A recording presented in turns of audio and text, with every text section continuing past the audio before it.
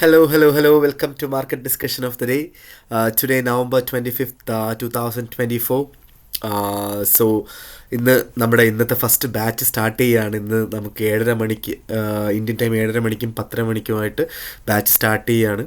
Okay, അപ്പോൾ കുറേ പേര് ഓൾറെഡി രജിസ്റ്റർ ചെയ്തിട്ടുള്ള എല്ലാ ആൾക്കാർക്കും ലിങ്ക് കിട്ടിയിട്ടുണ്ടാകും എന്നുള്ളതാണ് എൻ്റെ ഒരു വിശ്വാസം. ഓക്കെ, എല്ലാവരും ക്ലാസ് അറ്റൻഡ് ചെയ്യുക. ഉറപ്പായിട്ട് ഫീഡ്ബാക്ക് അറിയിക്കുക. രണ്ടാഴ്ചത്തെ ക്ലാസ്സാണ്. ഓക്കെ, അപ്പോൾ എന്തായാലും ഉറപ്പായിട്ടും ഫീഡ്ബാക്ക് അറിയിക്കുക. അപ്പോൾ എന്തായാലും നമ്മൾ മാർക്കറ്റ് ഡിസ്കഷനിലോട്ട് നമ്മൾ കടക്കുമ്പോൾ ഫസ്റ്റ് ഓഫ് ഓൾ നമ്മൾ ഇന്ന് ഇത്രയും ലേറ്റായിട്ട് എന്തുകൊണ്ട് മാർക്കറ്റ് അപ്ഡേറ്റ് പറയുന്നുണ്ടെന്ന് വെച്ച് കഴിഞ്ഞാൽ, നമുക്ക് മാർക്കറ്റിൻ്റെ ഒരു സ്പെസിഫിക്, ഇന്നലെ ഞാൻ പറഞ്ഞിട്ടുണ്ടായിരുന്നു, US മാർക്കറ്റ് ഓപ്പൺ ആയതിനു ശേഷം മാത്രമേ നമുക്കൊരു മാർക്കറ്റിൻ്റെ ഒരു ഡയറക്ഷൻ നമുക്ക് മനസ്സിലാവുള്ളൂ എന്നുള്ളൊരു കാര്യം പറഞ്ഞിട്ടുണ്ടായിരുന്നു അല്ലേ.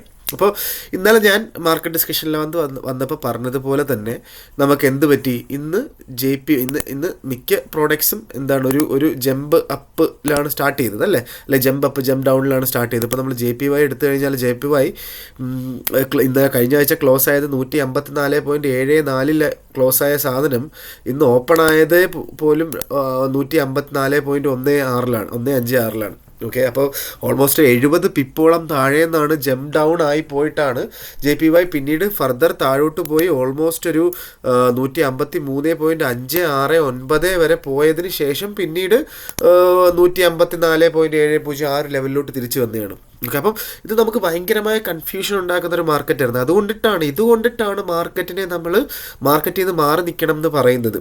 ഓക്കെ, സോ ഇപ്പം ഒരു മാർക്കറ്റ് 154 താഴെയായിട്ട് ഇതുവരെ ഒരു മാർക്കറ്റ് ടൈമിങ്ങിൽ പോലും ഇത് തുടങ്ങിയിട്ടില്ല എന്നുള്ളതാണ് വേറൊരു കാര്യം. അതുകൊണ്ട് ഇപ്പോഴും നമുക്കൊരു തീരുമാനം എടുക്കാൻ ആയിട്ടില്ല.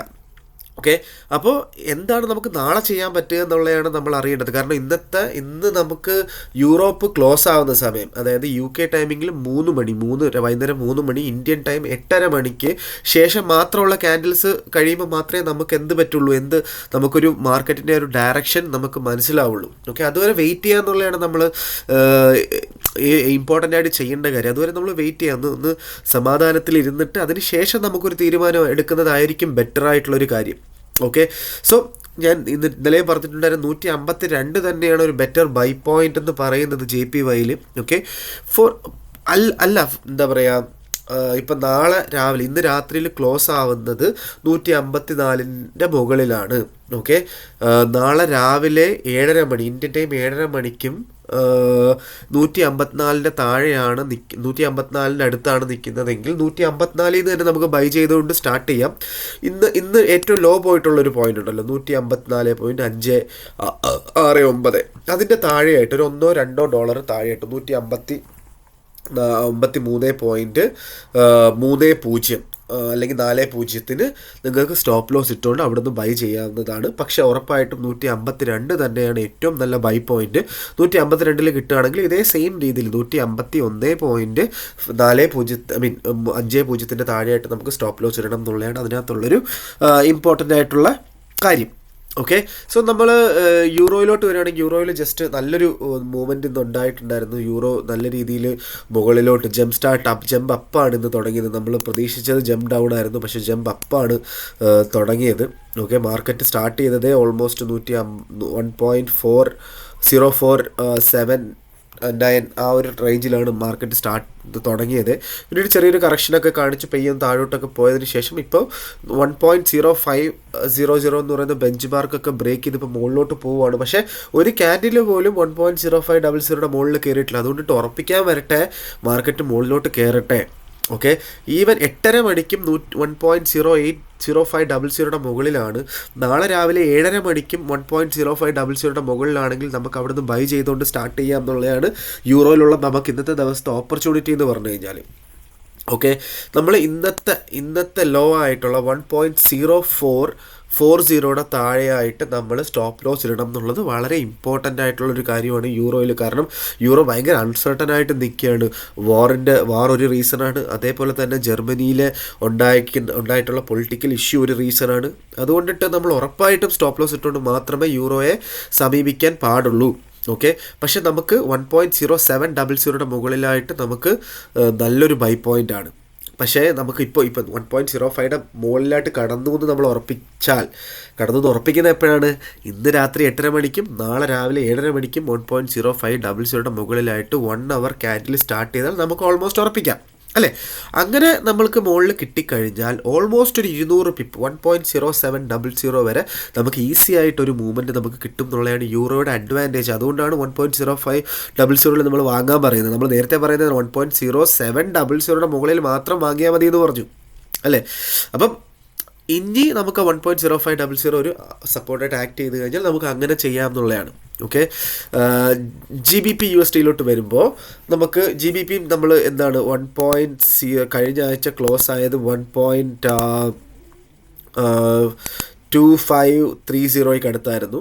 ഓക്കെ, ഇന്ന് ജമ്പ് അപ്പായി സ്റ്റാർട്ട് ചെയ്തത് 1.2589 അപ്പോൾ അതിനുശേഷം മാർക്കറ്റ് കുറച്ച് കറക്ഷനൊക്കെ കാണിച്ചു, താഴോട്ട് വന്നു 1.2548 വരെയൊക്കെ പോയി. പിന്നീട് ഇപ്പോൾ ഈ ഒരു ക്യാൻഡിൽ 1.2600 മുകളിലായിട്ട് ഇപ്പോൾ കടന്നു എന്ന് പറയാൻ പറ്റില്ല. ഒരു 1 അവർ ക്യാൻഡിൽ ഒരെണ്ണം പോലും 1.2600 മുകളിലായിട്ട് തുറന്നിട്ടില്ല. അതുകൊണ്ട് നമുക്കൊന്നും പറയാൻ പറ്റില്ല. ഓക്കെ, സോ ഇതേപോലെ തന്നെ യൂറോയിൽ പറഞ്ഞ അതേപോലെ തന്നെ ഇന്ന് വൈകുന്നേരം 8:30 മണിക്കുള്ള ക്യാൻഡിൽ, അതായത് യൂറോപ്പ് ക്ലോസ് ചെയ്യുമ്പോൾ ഉള്ള ക്യാൻഡിൽ 1 അവർ ക്യാൻഡിൽ 1.2600 മുകളിലും നാളെ രാവിലെ 1.2600 മുകളിലും 7:30 മണിക്ക് കിട്ടിക്കഴിഞ്ഞാൽ നമുക്ക് അവിടുന്ന് ബൈ ചെയ്തുകൊണ്ട് സ്റ്റാർട്ട് ചെയ്യാം. ഓക്കെ, ഇന്ന് പോയ ലോയുടെ താഴെയായിട്ട് നമുക്ക് സ്റ്റോപ്പ് ലോസ് ഇടാം എന്നുള്ളതാണ്. 1.2500, 1.2400, 1.2530, 1.2540, 1.2530 ഒക്കെ അടുത്ത് നമുക്ക് സ്റ്റോപ്പ് ലോസ് ഇടാം എന്നുള്ളതാണ് അതിനകത്തുള്ളൊരു ഇമ്പോർട്ടൻ്റ് ആയിട്ടുള്ള കാര്യം. പക്ഷേ നമുക്ക് ഇനിയും 1.2500 കിട്ടിക്കഴിഞ്ഞാൽ അവിടുത്തെ ധൈര്യമായിട്ട് നമുക്ക് ബൈ ചെയ്ത് സ്റ്റാർട്ട് ചെയ്യാം എന്നുള്ളതാണ്. കാരണം നമുക്ക് ഇവിടുത്തെ ഒരു ഓപ്പർച്യൂണിറ്റി 1.26 ഒരു ഓപ്പർച്യൂണിറ്റി എന്താ വെച്ചാൽ നമുക്ക് ഈസി ആയിട്ട് 1.2800 ഒരു 200 പിപ്പിൻ്റെ മൂവ്മെൻറ്റ് അവിടെ നമുക്ക് കിട്ടും എന്നുള്ളതാണ് അവിടുത്തെ ഒരു അഡ്വാൻറ്റേജ്. അറ്റ്ലീസ്റ്റ് 1.2700 വരെയെങ്കിലും നമുക്കൊരു 100 പിപ്പിൻ്റെ മൂവ്മെൻറ്റ് നമുക്ക് ഈ ആഴ്ച കിട്ടും എന്നുള്ളതാണ് GBPയിലെ ഒരു അഡ്വാൻറ്റേജ്. നേരെ നമ്മൾ ഗോൾഡിലോട്ട് വരികയാണെങ്കിൽ ഗോൾഡ് നമ്മൾ എന്താ പറയുക, ഒറ്റ ക്യാൻഡിന് മുകളിലോട്ട് പോയി 2720 വരെ പോയിട്ട് പിന്നീട് പല ക്യാൻഡിലുകളായിട്ട് താഴോട്ട് വന്ന് 2658 വരെ മാർക്കറ്റ് താഴോട്ട് പോയി. ഇപ്പോൾ തിരിച്ച് മാർക്കറ്റ് മുകളിലോട്ട് പോയി 2683 ലെവലിൽ നിൽക്കുകയാണ് ഇപ്പോൾ മാർക്കറ്റ്. ഓക്കെ, ഇപ്പം നമുക്ക് സത്യം പറഞ്ഞാൽ ഇപ്പോഴും നമുക്കൊരു തീരുമാനം എടുക്കാറായിട്ടില്ല. നമ്മൾ തീരുമാനം എടുക്കുന്ന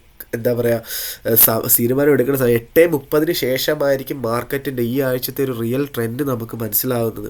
ഓക്കെ, അത് മാത്രമല്ല, there is a possibility that market will go to 2660 again. But അത് അവിടെ 2660 ഈ മാർക്കറ്റ് അവിടെ റെസിസ്റ്റ് ചെയ്യുമോ, അവിടെ സപ്പോർട്ട് ഉണ്ടാവോ ഇല്ലയോ എന്നും നമുക്ക് സത്യം പറഞ്ഞാൽ അറിയില്ല. ഓക്കെ, സപ്പോസ് 2660 അത് സപ്പോർട്ട് ചെയ്തില്ലെങ്കിൽ ഉറപ്പായിട്ടും മാർക്കറ്റ് 2630 സപ്പോർട്ട് ചെയ്യും. ഓക്കെ, സപ്പോർട്ട് ചെയ്താൽ, അതായത് രണ്ട് മാർക്കറ്റ് കണ്ടീഷനിൽ അവിടെ 2630 നിന്ന് കഴിഞ്ഞാൽ നമുക്ക് അവിടുന്ന് ബൈ ചെയ്ത് പോയി നമുക്കൊരു വൈഡർ റേഞ്ച് 2630 ടു 2730 വരെയുള്ളൊരു വൈഡർ റേഞ്ചിലുള്ളൊരു മാർക്കറ്റ് നമുക്ക് കിട്ടും എന്നുള്ളതാണ് ഈ ആഴ്ചത്തെ ഒരു അഡ്വാൻറ്റേജ്. അങ്ങനെ വന്നു കഴിഞ്ഞാൽ ഓക്കെ, അല്ല മാർക്കറ്റ് ഇന്ന് 2680 താഴോട്ട് പോയില്ല, 2680 നല്ലൊരു സപ്പോർട്ടായിട്ട് തന്നെ അവിടെ നിന്നു എങ്കിൽ നമുക്ക് 2680 മുകളിലായിട്ട് നാളെ രാവിലെ 7:30 മണിക്കും 2680 മുകളിലാണെങ്കിൽ നമുക്ക് അവിടെ വെച്ച് ബൈ ചെയ്ത് എന്താ പറയുക തുടങ്ങാം എന്നുള്ളതാണ് അടുത്തൊരു അഡ്വാൻറ്റേജ്. ഓക്കെ, ഈവൻ ഇന്ന് രാത്രി 8:30 മണിക്ക് മാർക്കറ്റ് താഴോട്ടാണ് പോകുന്നത്. എന്താ പറയുക, മാർക്കറ്റിൻ്റെ ദിശ താഴോട്ടാണ്, ഡയറക്ഷൻ താഴോട്ടാണ്. 2660 അടുത്ത് വന്ന് കിട്ടിക്കഴിഞ്ഞാൽ നാളെ രാവിലെ 7:30 മണിക്ക് 2660 കിട്ടിക്കഴിഞ്ഞാൽ അവിടുന്ന് നമുക്ക് ബൈ ചെയ്തുകൊണ്ട് സ്റ്റാർട്ട് ചെയ്യാം എന്നുള്ളതാണ് 3 ഓപ്പർച്യൂണിറ്റീസ് ഉള്ളത്. സെൽ സൈഡിലോട്ട് ഞാനിപ്പോൾ തൽക്കാലം റെക്കമെൻഡ് ചെയ്യുന്നില്ല, കാരണം നമുക്ക് ഇതുവരെ ഡയറക്ഷൻ എന്താണെന്നൊരു പിടി നമുക്ക് കിട്ടിയിട്ടില്ല. ഓക്കെ. സോ ഇതാണ് ഇന്നത്തെ ദിവസം എനിക്ക് നിങ്ങളടുത്ത് പറയാനുള്ള നാളത്തെ ഓപ്പർച്യൂണിറ്റീസാണ് ഞാൻ നിങ്ങൾക്ക് പറഞ്ഞു തന്നത് ഇന്നത്തെ ദിവസം.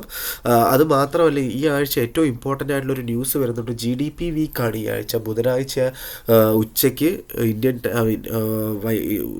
ടൈം വൈകുന്നേരം GDP അനൗൺസ്മെൻറ്റ് വരുന്നുണ്ട്. അന്നൊരു ബിഗ് മൂവ്മെൻ്റ് ഉണ്ടാവും. മാക്സിമം മാറി നിൽക്കുക എന്നുള്ളതല്ലാതെ വേറെ ഒരു എന്താ പറയുക, ഒരു ഓപ്പർച്യൂണിറ്റി അതിനകത്തില്ല. GDP സമയത്ത് മാറി നിൽക്കുക, മാർക്കറ്റിൽ നിന്ന് മാറി നിൽക്കുക, ഒരു മണിക്കൂറോ 2 മണിക്കൂറോ മുന്നേ ആയിട്ട് മാറി നിൽക്കുക. അപ്പോൾ GDP കഴിഞ്ഞിട്ടായിരിക്കും ഒരു ആക്ച്വൽ മൂവ്മെൻറ്റ്, എന്താണ് മാർക്കറ്റിൻ്റെ ഡയറക്ഷൻ എന്ന് നമുക്കൊരു ക്ലിയർ ഒരു ഐഡിയ നമുക്ക് കിട്ടണമെങ്കിൽ GDP വരെ നമ്മൾ വെയിറ്റ് ചെയ്യണം എന്നുള്ളതാണ്. ഓക്കെ. സോ ചെറിയ ട്രേഡുകൾ എടുത്ത് പോവാം. മാർക്കറ്റിൻ്റെ ഡയറക്ഷൻ നമുക്ക് ഇന്നത്തെ ദിവസം എൻഡ് ആകുമ്പോൾ നമുക്ക് ഓൾമോസ്റ്റ് മനസ്സിലാവും. അതനുസരിച്ചിട്ട് ആ ഡയറക്ഷൻ്റെ ആ ട്രെൻഡിനനുസരിച്ച് നിൽക്കുക എന്നുള്ളതാണ് നമ്മൾ ചെയ്യേണ്ടത്. ഫോളോ ദ ട്രെൻഡ് ആണ് നമ്മളുടെ ഏറ്റവും ഇമ്പോർട്ടൻ്റ് ആയിട്ടുള്ള എന്താ പറയുക, നമ്മൾ ബേസിക്കായിട്ട് നമ്മൾ ഈയൊരു ട്രേഡിങ്ങിനകത്ത് നമ്മൾ മനസ്സിലാക്കിയിരിക്കേണ്ട കാര്യം, നമ്മൾ ഫോളോ ചെയ്യേണ്ട കാര്യം, ഫോളോ ദ ട്രെൻഡ്. അതാണ് ഏറ്റവും ഇമ്പോർട്ടൻ്റ് ആയിട്ട് കാര്യം എന്ന് പറഞ്ഞുകൊണ്ട് ഞാൻ ഇന്നത്തെ മാർക്കറ്റ് ഡിസ്കഷൻ ഇവിടെ കൺക്ലൂഡ് ചെയ്യുകയാണ്. ഓക്കെ. മാർക്കറ്റ് ഡിസ്കഷനായിട്ട് നമുക്ക് എന്തായാലും നാളെ കാണാം. Okay guys, bye bye.